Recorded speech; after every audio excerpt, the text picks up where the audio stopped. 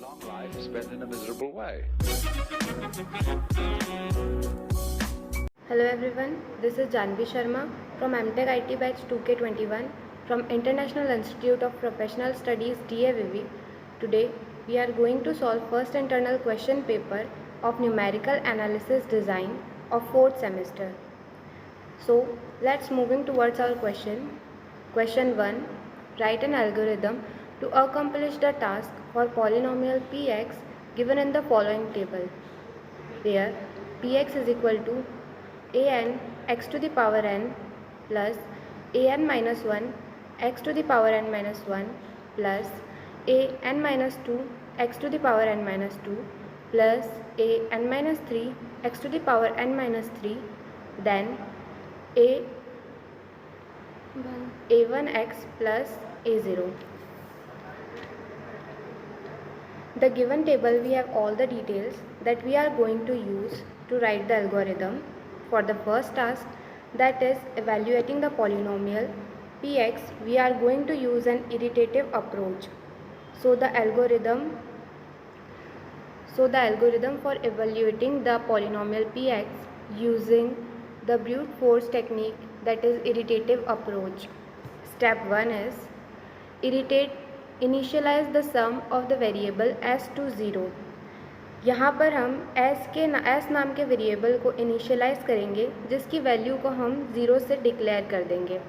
Step 2 is for each item the polynomial for the highest to lowest degree. यहाँ पर हम second step में हर एक टर्म को हाईएस्ट से लोएस्ट डिग्री के लिए फॉलोइंग स्टेप्स को परफॉर्म करेंगे. कैसे?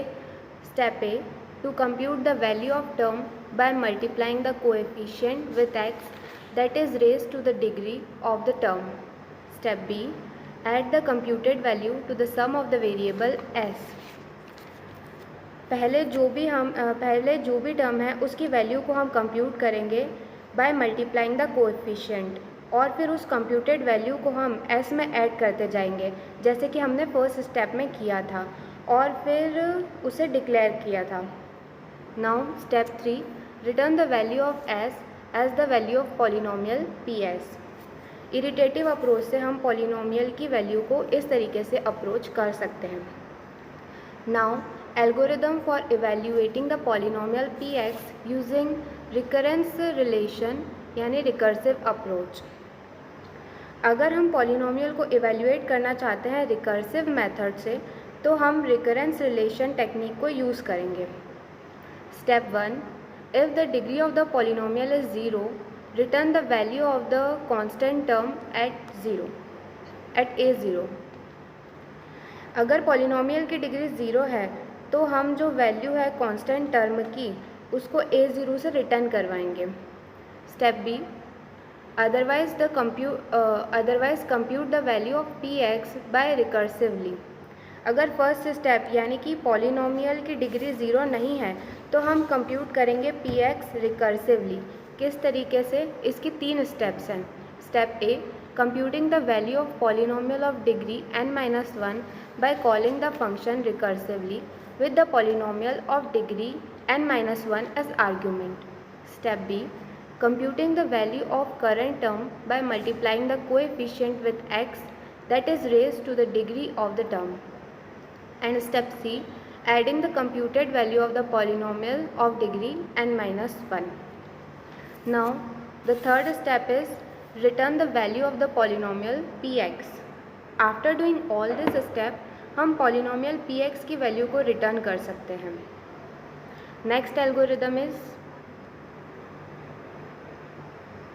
Algorithm for dividing polynomial px by x minus r. Step 1, initialize the quotient polynomial q and remainder r to 0. Polynomial q को हम इनिशियलाइज करेंगे, उसके साथ में रिमाइंडर r को 0 से इनिशियलाइज कर देंगे.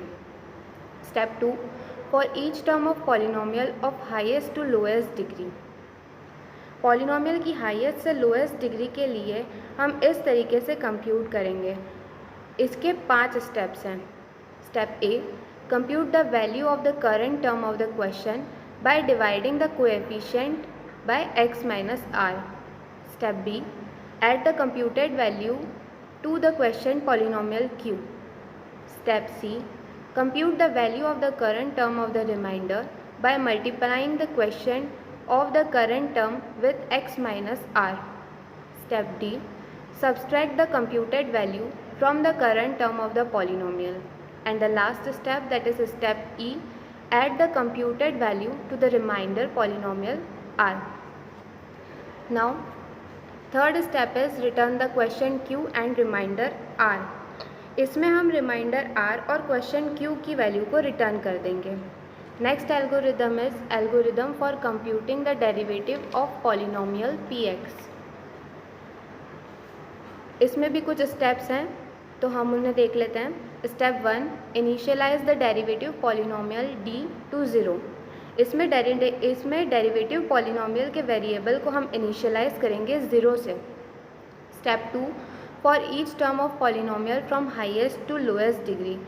यहाँ पर पॉलिनोमियल के हर टर्म को हाईएस्ट से लोएस्ट डिग्री के लिए हम फॉलोइंग स्टेप्स को परफॉर्म करेंगे ताकि हम वैल्यू को कंप्यूट कर सकें. इसके अंदर भी 2 स्टेप्स हैं तो हम उन्हें भी देख लेते हैं. Step A, compute the value of derivative of a current term by multiplying the coefficient with the degree of the term and subtracting 1 from the degree. Step B, add the computed value to the derivative polynomial d. Now moving towards our last step, that is step 3, return the derivative polynomial d. Derivative polynomial d की value को हम return कर देंगे. So this is all about the video of numerical analysis and design. I hope you like this video. Thank you for watching my channel. Thank you.